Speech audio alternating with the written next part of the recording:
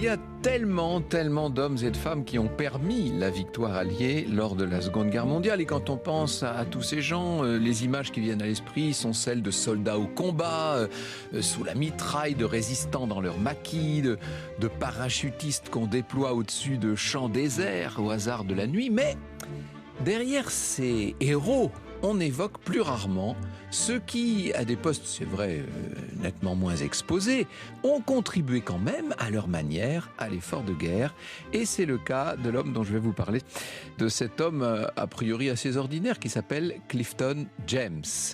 On est en 1944, il vient d'Australie, il est natif d'Australie, Clifton James, il a une bonne quarantaine d'années, il travaille au cœur de l'Angleterre, à Leicester, pour le service de la paye aux armées, autrement dit, c'est un lieutenant qui mène une vie moyennement excitante, vous l'aurez compris, son rôle est très différent en tout cas de celui qu'il a tenu lors du premier conflit mondial, car là il était sur le front de la Somme, et d'ailleurs il a perdu le majeur de la main droite à cette occasion. Sur le papier, Clifton James n'a rien de très particulier. C'est pas un bel homme, c'est pas un homme brillant, il n'est pas particulièrement charismatique. Ah, tout de même, il y en a beaucoup qui le taquinent parce qu'avec son visage en forme de poire renversée, avec son nez volontaire, ses oreilles un peu décollées et ses petits yeux, il présente une ressemblance assez extraordinaire avec le général Montgomery en personne. Oui, le grand Montgomery, le héros d'El Alamein. D'ailleurs, Clifton, à ses heures, joue de cette similitude. Après tout, il est comédien de profession. Et il se lance, au cours de spectacles pour ses camarades, dans une espèce de parodie du général Montgomery. Il est en tenue militaire, un béret vissé sur la tête, et le voilà qui singe le général si populaire. Il le fait gentiment. Il glane les rires, les applaudissements. On ne peut pas dire que la modeste carrière d'acteur qu'il a menée avant-guerre l'ait tellement habitué aux applaudissements, pour tout vous dire. Jusque-là, rien de très extraordinaire. Seulement voilà qu'un jour, Clifton reçoit un coup de téléphone inattendu. C'est l'acteur David Niven en personne qui veut savoir, au nom du War Office, s'il serait partant pour jouer dans un film de propagande. Ah, ça, c'est une chance que Clifton n'a pas du tout l'intention de manquer. Et puis, pas longtemps après, on lui fixe un rendez-vous dans un hôtel de Leicester avec un certain colonel Lester, qui est un supposé intermédiaire, qui en fait n'est pas n'importe qui, puisque ce colonel est un membre des services secrets. Franck Ferrand sur Radio Classique. Alors il n'y a pas une mais deux rencontres avec cet agent qui va finalement dévoiler à Clifton ses vraies intentions. Il a une mission très spéciale à lui confier, une mission qui n'a rien à voir avec un tournage de film en vérité. Pour comprendre tout ça, il faut quand même que je vous donne un petit peu le contexte. On est au printemps 44, la grande affaire, c'est le débarquement projeté sur les côtes de Normandie, bien sûr. Les Allemands n'ignorent pas qu'une telle opération est en train de se préparer, seulement ils ne savent ni à quel endroit ça va avoir lieu, ni à quel moment, bien entendu. Les Alliés, pour augmenter les chances de réussite, ont mis au point tout un système, ils ont cherché tous les moyens possibles pour faire partir les nazis sur de fausses pistes. C'est ce qu'on appelle le plan Fortitude, qui a comporté un grand nombre de chapitres et de volets. Or, en janvier 1944, un important officier nommé Dudley Clark a assisté un petit peu par hasard à la projection d'un film américain de Billy Wilder dans lequel Montgomery était interprété par un comédien très ressemblant, et d'un seul coup, ça lui a donné une idée. Il s'est dit, et si les services secrets employaient ce comédien pour le faire passer pour le célèbre général? Au moment où le vrai Monty achèvera l'organisation du débarquement, il y aura le faux qui pourra comme ça être baladé hors d'Angleterre pour faire diversion, si vous voulez. Et les ennemis, en voyant le général Montgomery très loin de ses troupes, les troupes étant en train de se préparer à traverser la Manche, les ennemis en déduiront qu'il ne peut pas lancer une opération en même temps et qu'il prépare un plan annexe ailleurs. Bref, le principe de cette opération nommée Copperhead est simple, sauf que l'exécution n'est pas aussi simple que ça. Voilà ce que nous dit dans The Deceivers Thaddeus Holt. Une enquête a montré que l'acteur employé par Billy Wilder pour jouer Montgomery était trop grand. Une recherche a permis de dénicher un autre acteur pouvant convenir, mais celui-ci s'est cassé la jambe dans un accident de voiture. Décidément, ça va être difficile, évidemment, de le faire passer pour le général Montgomery.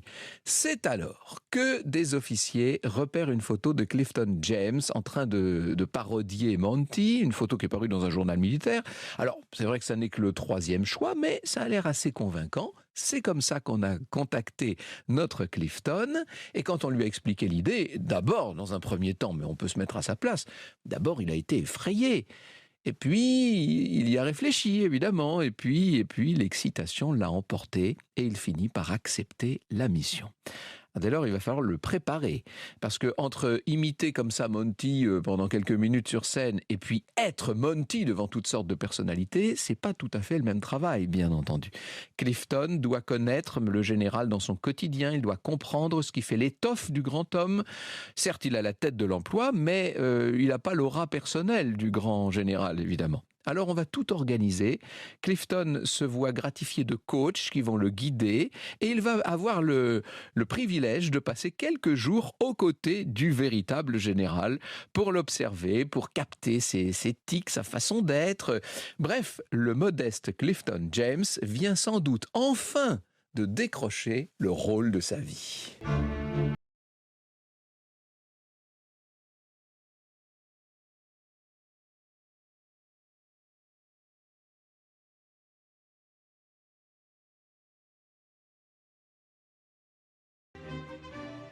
Alors il faut que je vous raconte la scène de la rencontre entre le vrai et le faux Monty. On est début mai 1944 dans la région de Portsmouth. Le débarquement est en train de se préparer. Notre acteur prend ses quartiers dans un camp et puis on va le coller dans une voiture pour l'emmener jusqu'à la maison de campagne qui abrite le vrai général Montgomery. Il est très fébrile, Clifton, vous imaginez, il ne se sent pas au mieux, il porte en plus des bottes qui sont trop neuves et qui lui font mal. Bref, on le fait attendre un petit peu et voilà qu'il se retrouve en présence du grand homme. Bien entendu, il ne va pas pouvoir lui parler comme il voudrait, lui poser toutes les questions nécessaires. Il va devoir veiller à ne pas encombrer Montgomery. En revanche, il peut le suivre de longues heures, parfois être tout près. Ça le conduit notamment sur une grande plage où le général place ses hommes dans des conditions du débarquement. Et là, c'est une démonstration pour lui. Clifton est admiratif de cet homme. Il est à la fois épaté par sa bienveillance avec les petits, par sa fermeté, par cette capacité qu'il a à mener tout le monde à la baguette. Et l'acteur mesure à quel point ça va être difficile de se faire passer pour un bonhomme de cette envergure. Alors il s'investit pleinement dans son rôle. Il écoute beaucoup Montgomery parler. Il le scrute, il note toutes sortes de petites informations sur son modèle. Et puis petit à petit, eh bien, il va se révéler bon acteur, voire très bon acteur. Dans Les Secrets du jour J, Opération Fortitude, le grand Bob Maloubier, vous savez, qui lui-même était un agent secret extraordinaire, raconte « Il parodie à la perfection les attitudes de Montgomery, sa voix grinçante, son léger bégaiement. Les tailleurs du gratin, Mayer et Mortimer, lui ont coupé sur mesure un uniforme. On lui a fourni une montre de gousset, la chaîne et la breloque allant de pair, tout ça en or massif. Une canne très fine, des mouchoirs brodés aux initiales BLM. Enfin, la faculté à ciseler une prothèse du doigt qu'il a perdue. » Et oui, il ne faut pas qu'on pense que le général Montgomery a perdu un doigt, évidemment. Le voilà maintenant au pied du mur, notre acteur, si je puis dire, notre sosie. Il est porté par l'enjeu. Il sent sur ses frêles épaules peser un poids terrible parce que il sait très bien que là, il n'y aura pas de répétition et qu'il n'y aura qu'une prise dans ce rôle-là. Le vendredi 26 mai, vous voyez qu'on approche du jour J, qui va avoir lieu le 6 juin prochain, bien entendu. Le 26 mai donc, la mission commence, parfaitement habillé en général Montgomery, avec son béret bien en place. Clifton monte dans un avion, direction Gibraltar. Gibraltar, mais oui, on l'envoie là-bas sur ce caillou britannique qui ferme la Méditerranée. Quel est son état d'esprit ? Pas terrible, apparemment. Certains auteurs disent même qu'il aurait abusé de boissons alcoolisées à bord pour calmer ses nerfs, alors que le vrai Monty, le vrai général, lui, ne boit jamais. D'ailleurs, ça, certains disent que c'est pas si vrai que ça. Bref, quoi qu'il en soit, l'atterrissage a lieu à Gibraltar. Pas question de reculer maintenant. Clifton doit être le général Montgomery. Il prend une grande inspiration. Et le voilà qui paraît sur le tarmac. Alors, il y a toutes sortes d'autorités locales qui sont venues pour recevoir le très haut personnage. Sous son uniforme bardé de décorations, le cœur de Monty se presse, mais malgré tout, il va tenir son rôle, il va faire illusion. Et puis, il faut se rendre à la maison du gouverneur, parce qu'il doit déjeuner avec le gouverneur. Vous imaginez comme ça va être facile. Il y a des habitants qui l'aperçoivent, des habitants de la ville. Alors, on l'applaudit, on crie « Oui, vive Monty, vive Monty !» Bon, pour l'instant, everything's under control, comme disent les Anglais. Mais il n'a pas fait le plus difficile à la maison du gouverneur et il va lui falloir s'approcher d'un certain nombre de notables, soutenir de petites discussions. Vous savez que les Anglais sont très doués pour le small talk, mais enfin quand même, il va falloir dire quelque chose. Le danger peut être dans la moindre réaction, une simple hésitation. Imaginez une confusion malencontreuse. Tout ça peut remettre en cause le plan dans son ensemble. Pierre Bellemare et Jean-François Namias, que je salue, ont travaillé sur ce dossier et il nous le raconte. Il est salué, disent-ils, par son camarade à l'école de guerre, Sir Ralph Eastwood, qui lui lance un jovial « Hello Monty, sacré vieux haricot !» Et ce dernier lui serre vigoureusement la main et lui lance « Salut Rusty, ça fait rudement plaisir de te voir !» Alors malgré le temps, vous imaginez bien que tout ça a été... On a eu, je sais pas, on a eu quelques semaines seulement pour se préparer, mais ça a été très bien rodé.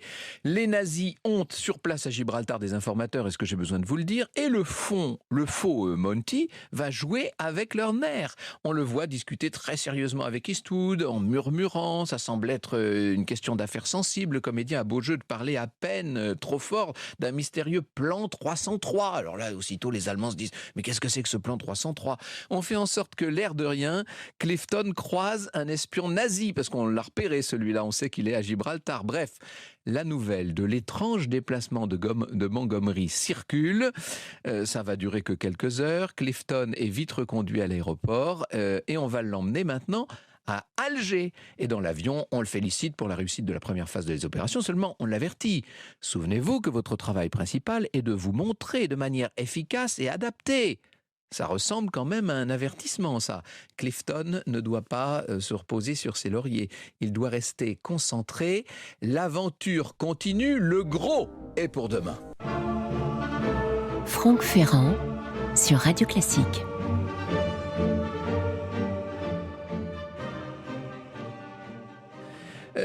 Évidemment, je raconte ça comme une histoire amusante, parce que c'est très amusant, mais c'est aussi très sérieux.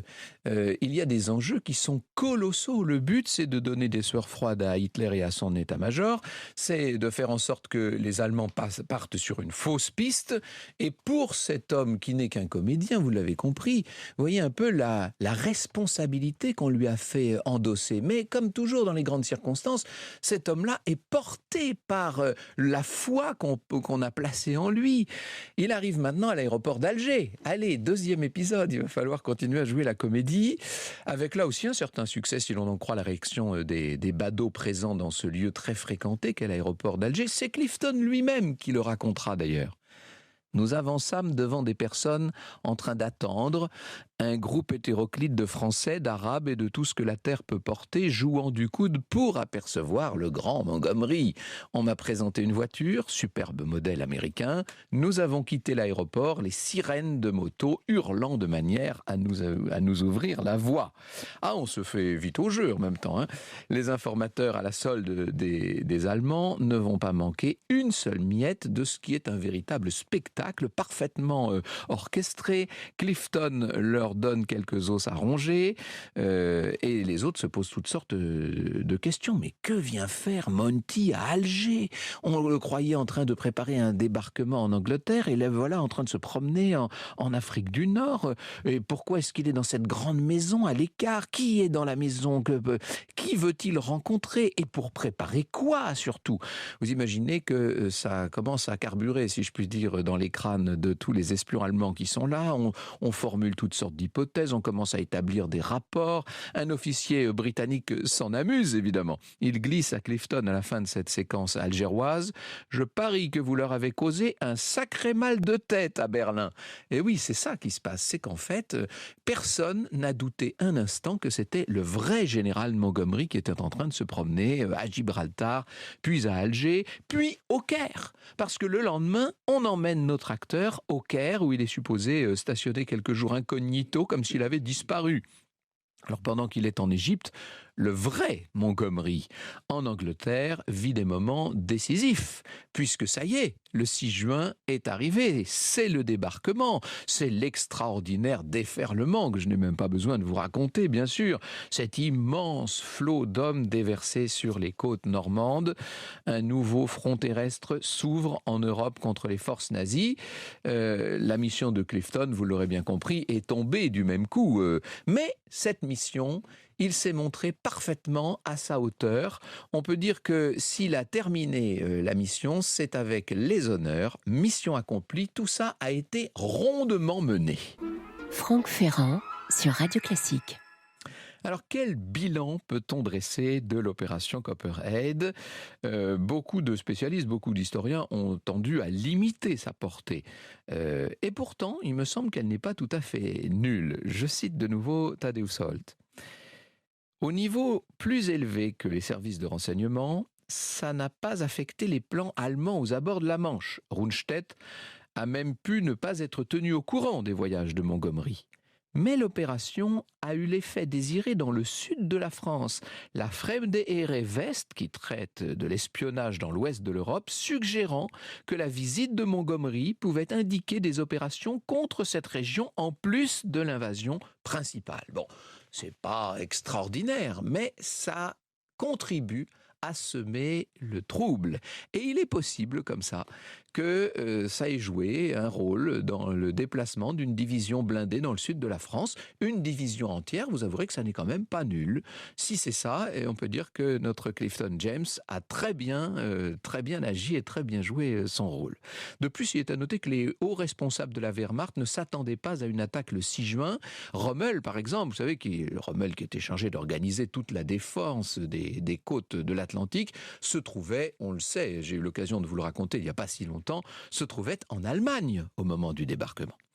Au-delà de ces questions qui appartiennent donc à la grande histoire, l'opération Copperhead est aussi un joli épisode de la petite histoire. C'est un exemple de toutes ces mystifications que les Alliés ont inventées pour préparer le jour J et pour jeter, pour créer cet écran de fumée qui allait aider à l'accomplissement, à la réussite du débarquement. Alors, vous allez me dire, qu'est devenu Clifton James après ces aventures méditerranéennes ? Mais d'abord, il faut signaler que le vrai Montgomery a tenu à ce qu'il soit rémunéré au même niveau que lui pour les jours où il l'a incarné. Alors comme c'était un gros salaire, évidemment, pour lui, ça a été un cachet qui était assez intéressant.